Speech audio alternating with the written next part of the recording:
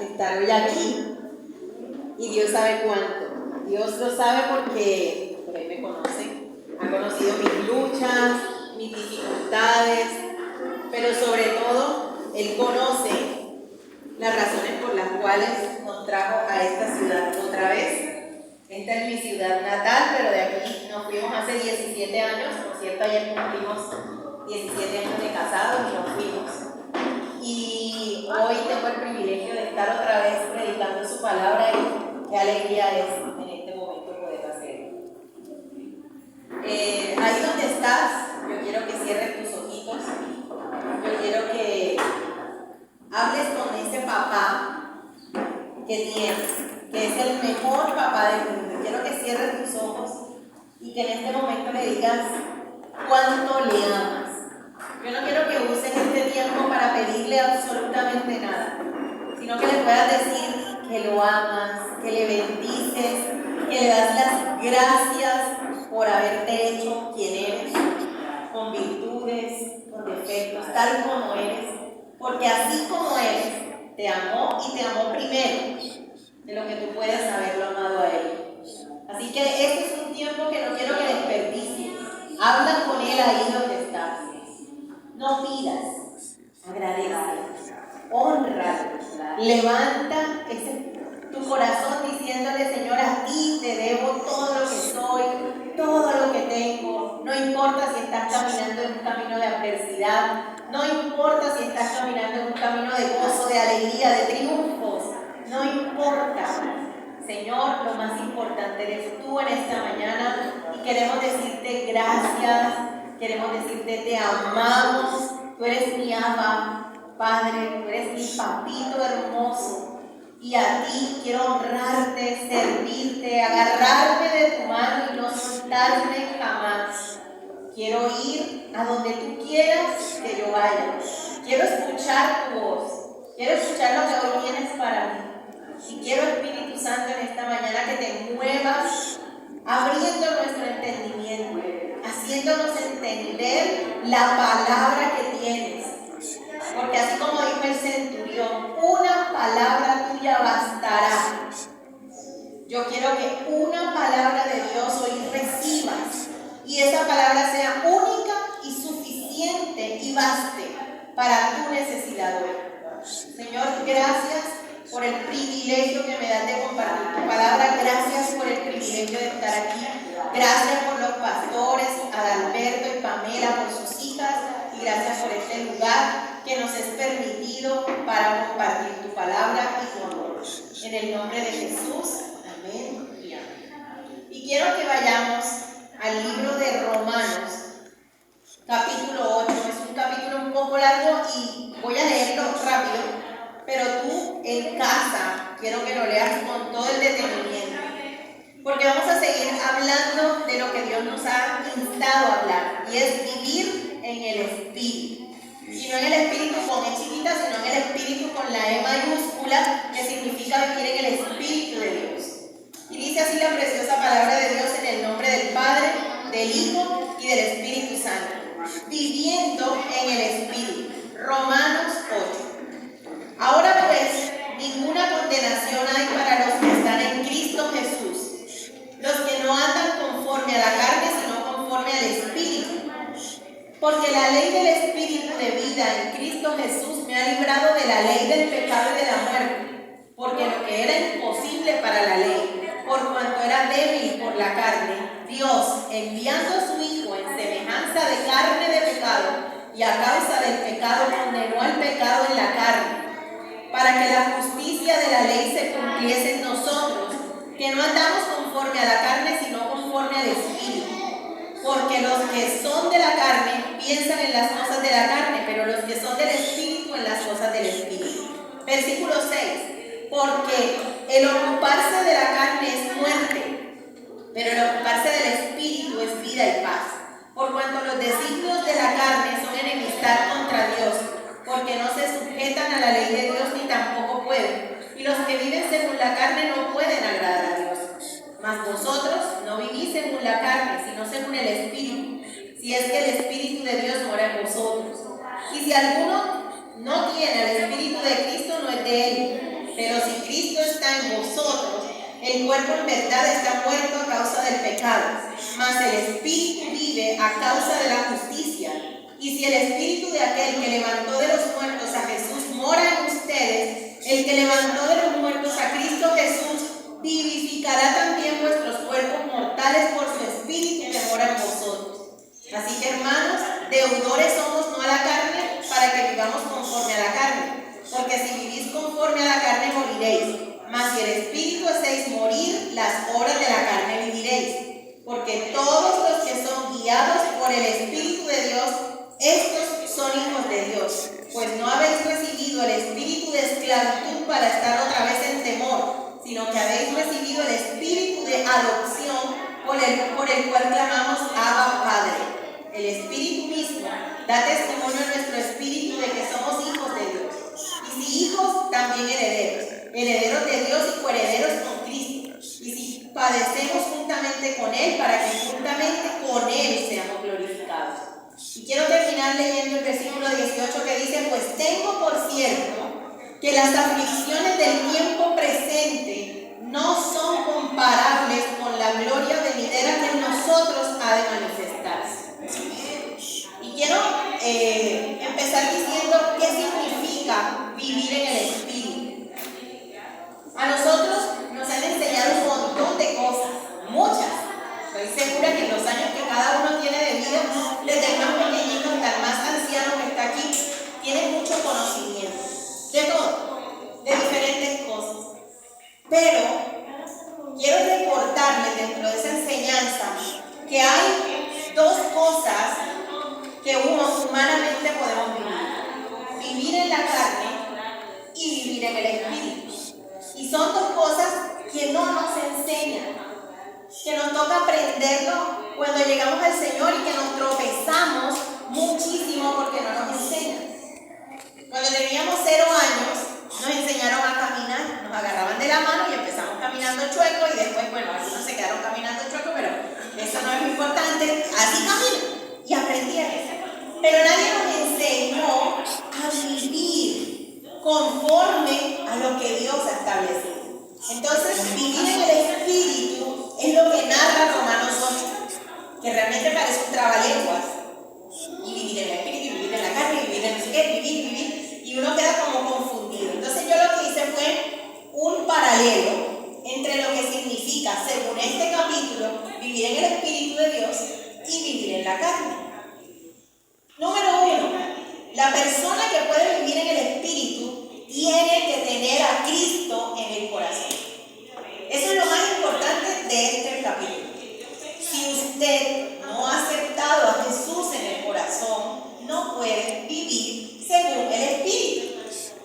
Yo conozco gente que no conoce a Jesús y no tiene a Jesús en su corazón, y es piadosa, y es generosa, y tienen obras de caridad, y no fuman, y no fornican, y no adulteran.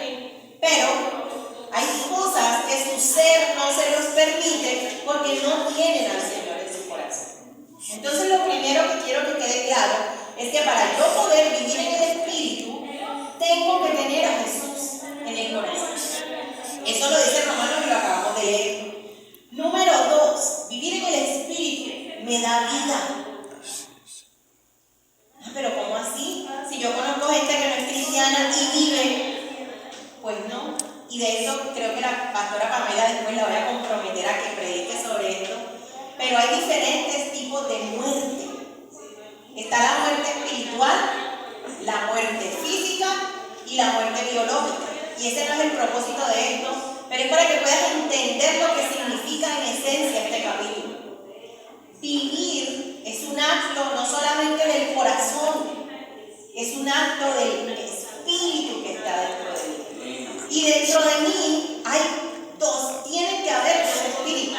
Mi espíritu humano, que fue dado por el soplo de vida de Dios. ¿Se acuerdan de Génesis? Cuando el Señor hizo el barrito, allá lo movió, lo moldeó, hizo un muñequito y sopló, ahí llegó vida.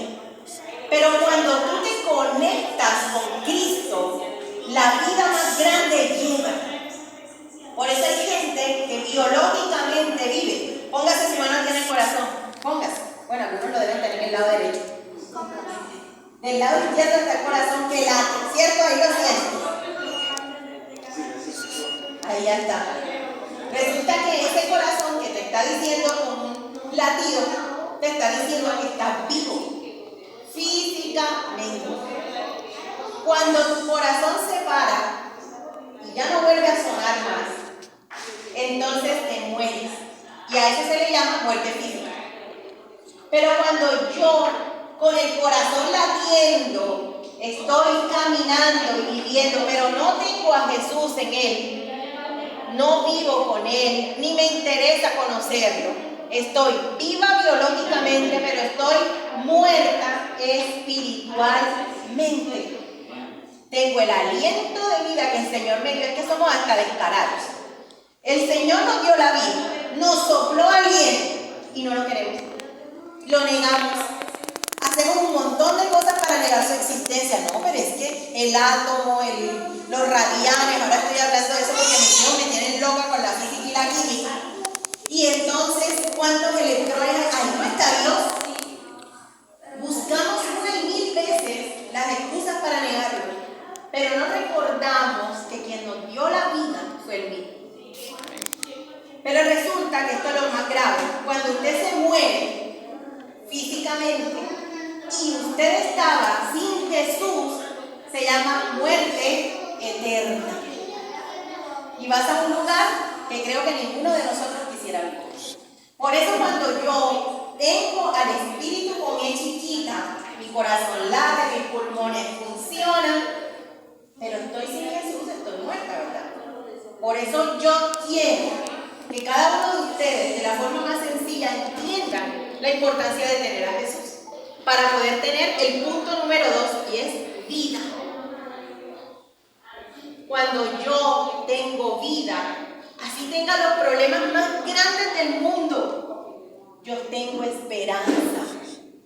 Hace unos días me contaba mi mamá que mi sobrino le contó que un chico del colegio donde él estaba, que se graduó un chico que se graduó normal y todo, salió del colegio, fue a la universidad o estudió cualquier cosa, se tiró de un edificio en estos días, con 22 años. ¿Sabe por qué? Porque tenía el corazón latiendo, pero no tenía Jesús en él. Dios no habitaba en él. Por eso no tenía esperanza. Por eso se sintió afligido y tomó la decisión de quitar su vida física, porque ya él sabía que estaba muerto. Por eso los índices de suicidio en el país, en el mundo entero, están aumentando. Porque entre más aumenta la ciencia, más pretendemos negar a Dios. Y entre más negamos a Dios, más nos quedamos sin esperanza. Y cuando nos quedamos sin esperanza, nos quedamos sin vida. Y el Señor quiere que tú tengas vida, y que tengas vida en abundancia. Que puedas sonreír, que puedas decir, yo mañana voy a estar mejor, yo estoy sano. Hoy me duele la barriga, pero yo mañana voy a amanecer bien porque el Señor está conmigo. El médico me dijo que tengo hipertensión, pero no importa si soy hipertenso, yo tengo vida. Y eso no está pasando hoy.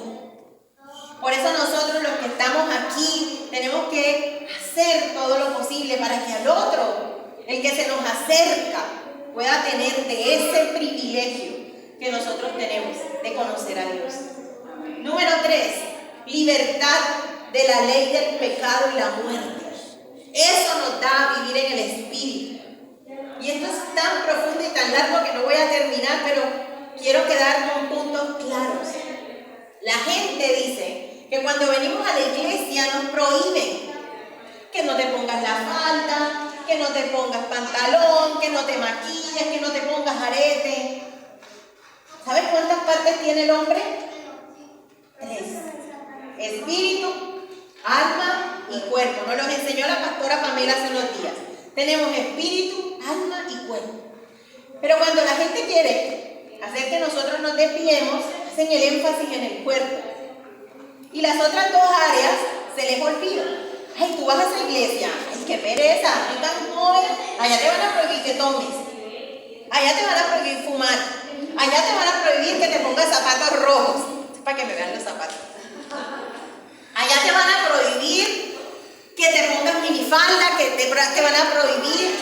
van a prohibir y el Señor no prohíbe nada. Yo hago una pregunta, ¿ustedes creen que Dios tiene pulmones? Dios tiene pulmones. No tiene porque es un espíritu. Si alguien le dice a usted, empezando porque eso se lo dicen los médicos, no en la iglesia, no fume, ¿será que los pulmones que no tiene Dios se le van a dañar? Siento que no. Oiga, no fume porque se le van a dañar los pulmones suyos. Y esa prohibición no la hace el pastor Adalberto, la hace su médico de cabecera. Pero nos hicieron creer que las prohibiciones las hacemos en la iglesia. Por eso cuando nosotros hablamos del espíritu, hablamos de vivir en libertad. Porque los que no vienen a la iglesia creen que son libres porque fuman, toman, bailan, fornican, adulteran, se buscan la mujer del vecino, se buscan la muerte, manejan mal la mototaxi, se meten por el carril de la derecha, se vuelan los semáforos. Y ellos dicen que viven en libertad. Libertad plena. Porque ellos hacen lo que quieren, pero están cautivos y presos detrás de sus acciones, que lo único que están haciendo es llevarlos a la muerte. Todos los días atiendo pacientes víctimas de accidentes de tránsito. He sentido tanto dolor, porque cuando me voy transportando veo las imprudencias. Yo digo, pero no pensó, no piensa. El otro día me llegó un chico que le hicieron un mal procedimiento. Respeto a mis colegas y no hablo mal de ellos, pero a veces actuamos mal como profesionales. Y le han colocado una platina en esta área. Ese muchacho, su mano derecha, no le va a volver a funcionar nunca. Pero ¿cómo se accidentó? Se voló el semáforo y se estrelló. ¿Eso es vivir en libertad? Hacer lo que yo quiera sin importar las consecuencias es vivir en libertad. Pero cuando yo vengo al Espíritu, cuando yo vengo a Cristo, cuando yo vengo a la presencia de Dios, Él me dice la verdad. Y su verdad me hace libre. Y me saca del error de vivir en el pecado. Que la palabra pecado no es fornicar, adulterar. La palabra pecado significa errar al blanco. Es equivocarme. Pecar significa equivocarme. Pecar significa que yo tengo que dar en un punto y le doy a otro. Entonces el Señor me da la precisión del que lanza a la diana y le da donde tiene que dar. Pero si no sabemos cuál es la verdad, pero si no sabemos cuál es la diana, pero si creemos que la diana es una y le estamos dando a esa diana equivocadamente y la diana es otra. Diana es, no sé si han visto los juegos donde la gente hace puntería, que es como un círculo, otro círculo, otro círculo y hay un punto en el centro. El punto central de ese juego es la diana.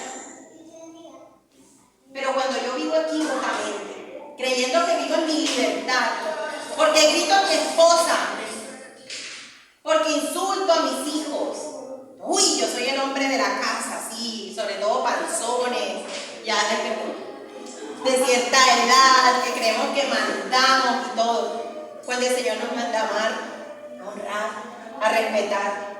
Y nos damos cuenta después de un tiempo que la esposa no está, o la esposa gritona, que molesta, irritante. Yo a veces soy así. No, ¿verdad? Ay, tan bello. Yo a veces me pongo irritable. ¿Quién no se aburre de estar con una persona que todo el tiempo está cantaleteando y cantaleteando? ¿Eso es vivir en libertad? No. Pero mucha gente vive así. ¿Tú? Eso no. Punto número 3. Condenó al pecado en la carne. Para tú poder entender que el pecado es errar en el blanco, que el pecado te lleva a la muerte, tienes que tener a Jesús, ¿verdad? Pero cuando Jesús llega, lo primero que hace es condenar ese pecado, le pone una cadena y tú dices, ¡ah! ¿Y yo hacía eso? No puedo creer. Yo estaba equivocada o estoy equivocada. Yo gritaba a mi esposa en vez de amarla. Yo insultaba y agredía a mis hijos y ahora mis hijos ni siquiera me ven. No sé si ha visto a los viejitos esos peliones llega la vejez y nadie se quiere acercar a ellos. Y cuando los hijos crecen, el pobre viejito termina ya en el cuarto de San Alejo, porque dicen, bueno, por respeto que es mi papá, metámoslo aquí. Porque construyó eso en el tiempo.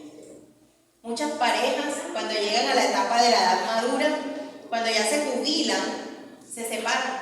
Y uno dice, óyeme, pero si ese matrimonio se veía bien, vivieron juntos tanto tiempo, ¿qué pasó?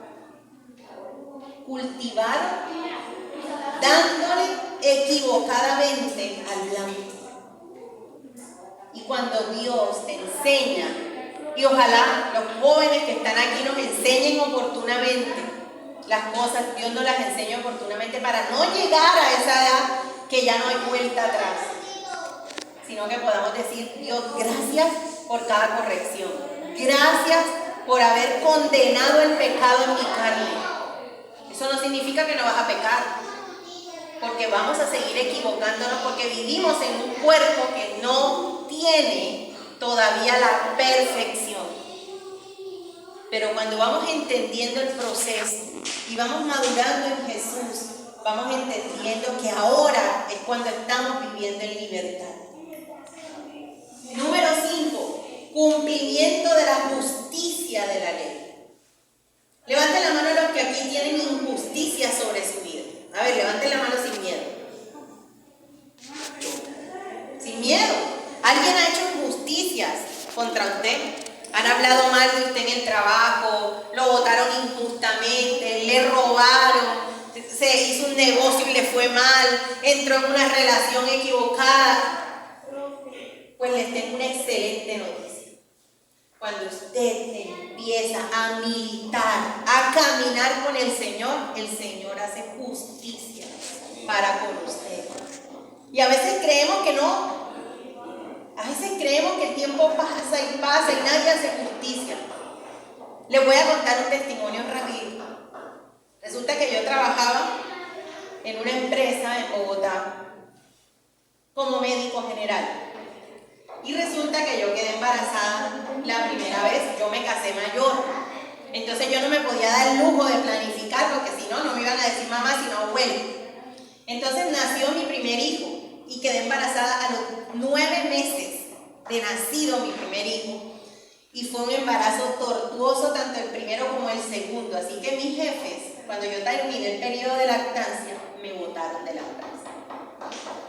Pero como no me podían botar así nomás, el gerente de la empresa fue hasta mi casa para que yo firmara un documento y los salvaguardara a ellos de una posible demanda. Me hicieron una injusticia porque yo era un buen elemento para la empresa, pero como me había incapacitado tanto, me castigaron. Yo pues padecí muchísimo, pero como al mes y medio yo estaba otra vez trabajando. Pasó el tiempo y esa experiencia me llevó a especializarme. Me especialicé y terminé siendo auditor. Oh, sorpresa, que cuando yo llego de auditora a la otra empresa, el gerente que había ido a la casa a recoger la firma estaba siendo mi nuevo jefe. Pero él no se acordó de mí. Yo trabajé y pasaron unos 4 años y él se pensionó. Resulta que en la fiesta de la empresa de fin de año, él fue a despedirse porque ya se pensionaba. Y por cosas de Dios, se sentó al lado mío. Y me dice, doctora Tania, ¿cómo está usted? Cuénteme algo de su vida. Y yo, bueno, le empecé a contar, mire, este es mi hijo Mateo, este es mi hijo Gabriel, ellos estaban conmigo en la reunión. Este es mi esposo, este es el... Ay, qué bueno, no sé qué. Y me dice, doctora Tania, ¿y usted dónde más ha trabajado? Entonces yo lo miro, me sonrío y le digo, yo trabajé en Salud Total. De verdad, yo también. Yo le dije, yo sé. Y me dice, ¿por qué sabes? Yo le dije, porque es que usted fue mi jefe. De verdad, yo no te recuerdo. Y yo le dije, yo sí, doctor. ¿Usted se acuerda de una señora que estaba embarazada, que después tuvo un bebé y le hicieron firmar? Y me queda mirando y me dice, Tania, ¿te hice daño? ¿Cuánto daño? Ese señor se puso puso del color de la pared. Pues yo ya no sentía rabia, no estaba enojada. De hecho, eso me había hecho subir, escalar. Y ese señor, la fiesta se le dañó. Se puso triste y me decía, perdóname porque yo sé que te hice daño. Perdóname, Tania, por favor. Y yo me sentía tan mal de verlo a él pidiéndome perdón. Doctor, tranquilo, que su acción me llevó a ser cada día mejor. De hecho, por eso estoy aquí. Señor cogió su maleta y se fue. Al día siguiente que nos tuvimos que volver a encontrar, llegaba y me decía, perdóname, porque Dios hace justicia. Pero no a tu manera. Yo no planeé ese encuentro, pero Dios sí, porque Él es justo. Así que si hay cosas hoy en tu corazón que te hacen sentir que Dios no ha estado contigo, ¿sabes qué? Siempre ha estado y siempre estará. Número 6. Vivir en el Espíritu te trae vida y te trae paz. Tú puedes hoy tener una crisis muy fuerte. Tú puedes tener dolor en el alma, pero cuando tú vas a la presencia de Dios, sabes que en Él hay esperanza. Sabes que en Él hay regocijo. Quiero que sepas que tú le perteneces a Él y que Él no te hará daño. Y se los estoy diciendo con toda el alma. Cuando yo llegué aquí, llegaba el domingo y me sentaba a llorar, a llorar, a llorar, a llorar. Una cosa, otra cosa, otra cosa, otra cosa, otra cosa. Y resulta que, de una manera muy chistosa, el Señor me dio una palabra. Porque una palabra de Él basta. Yo le pedía una palabra todos los días. Dame una palabra que me ayude a encontrar ese camino que estoy perdiendo. Y el Señor me dijo, todo lo que estás viviendo, yo lo perdí. Todo. Señor, que se me pudra la comida en la nevera, sí. Señor, que tenga la hemoglobina baja, sí. Señor, que con la hemoglobina baja esté sangrando, sí. Yo lo he permitido. Yo. Y esas palabras me dieron paz y me dieron vida. Porque yo dije, si yo estoy en las manos de Él, estoy en las mejores manos. Amén. Si tengo un glóbulo rojo en el cerebro y uno en el pie, me voy a sostener porque Él me tiene en sus manos. Así que no me importa si la hemoglobina está en 8, en 10, en 12, en 5. Me sigue sosteniendo. Y yo les quiero mostrar un testimonio. Yo tengo la hemoglobina bajita, mírenme las manos. Uno de los indicadores más importantes de estar anémico es tener las manos pálidas, los pies pálidos. Y yo todos los días le digo a Mauricio, mírame las manos, yo no puedo creer.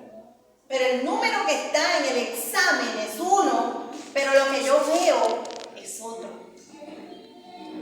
Si no hay comida en mi casa para comer, que nunca pasa, quiero hacerlo claro, y yo me tengo que comer un tarro de tierra, esa tierra me va a alimentar, porque es Él el que me está sosteniendo.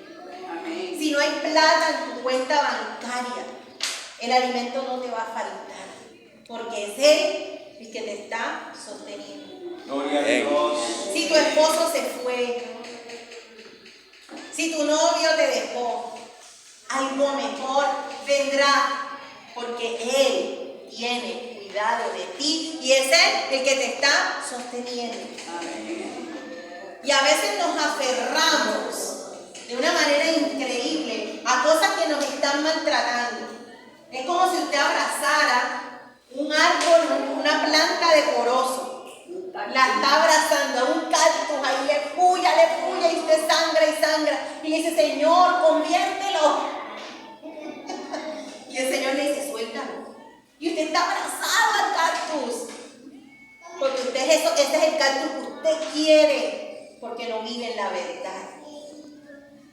Y el Señor hoy te dice, no sé por qué estoy diciendo esto, suelta. Siendo médico, no había nadie que me pudiera ayudar. Iba donde un amigo, iba donde el otro, y todo se cerraba. Duré 5 meses sin que me pudieran afiliar a salud trabajando en una IPS por un número.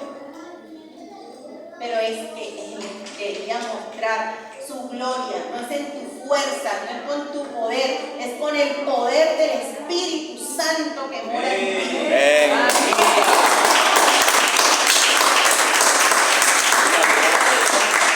Por eso tu cuerpo va a tender a pecar. Tu cuerpo va a volver a querer. Y aquí traía una hojita para hacer un ejercicio. Yo no sé si alguna vez has ido al centro y te dieron un papel y lo llevabas así, para que no se dañara. Y llegas al lugar y entonces ya te piden el papel y tú. Y lo haces y lo haces. Y miren, ¿qué hace el papel? Otra vez vuelve a su posición inicial. Y usted queriendo enderezarlo y no puede. ¿Saben por qué les cuento esto? Porque su cuerpo va a querer volver al pecado. Y por más que sepa que está mal, su cuerpo va a querer volver. Por eso empecé diciendo que si Cristo no está, que hay gente piadosa que no tiene a Cristo, pero siempre va a volver a lo mismo. Es necesario que vivamos en el Espíritu de Dios. Es necesario que nos agarremos de Él. Porque sin Él, nosotros no podemos. Dice una palabra en uno de los evangelios que el que está sin Él desparrama. Y eso es lo que vemos todos los días. Y acá me están diciendo que termine y les voy a contar. Mi prédica tenía 5 hojas y no pasé la primera. Dice que somos herederos y coherederos con Cristo, que somos sus hijos. Entonces vivir en el Espíritu es poder entender que si Él nos tiene, que si su cobertura está sobre nosotros, como la canción que cantábamos como cuando éramos niños, el amor de Dios, no podemos estar ni arriba, ni abajo, ni en lo ancho, porque vamos a estar. ¿Y saben qué? Eso nos debe hacer pensar una cosa. Aún los que no tienen a Dios están ahí. Y Él también los cuida, porque son de Él. Lo que pasa es que ese no ha entendido. Y por eso Dios también hace misericordia sobre buenos y sobre malos, porque su amor sobrepasa nuestros límites. Y uno quiere que le vaya mal al que le hizo mal. Pero cuando tú puedes entender lo que significa vivir en el Espíritu de Dios, vas a poder entender por qué al enemigo tuyo también Dios le hace cosas buenas. Porque Él es tan criatura como tú, su hijo. Lo que pasa es que tú tienes el honor de ser hijo y Él el de ser criatura. Y Él no ha entendido, pero nosotros sí lo hemos entendido. Amén. Entonces quiero cerrar con esto.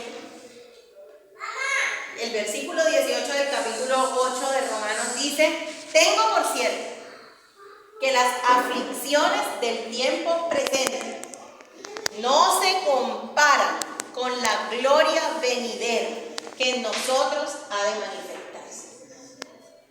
Nosotros hemos vivido 8 meses de adversidad. Ha sido difícil nuestro proceso.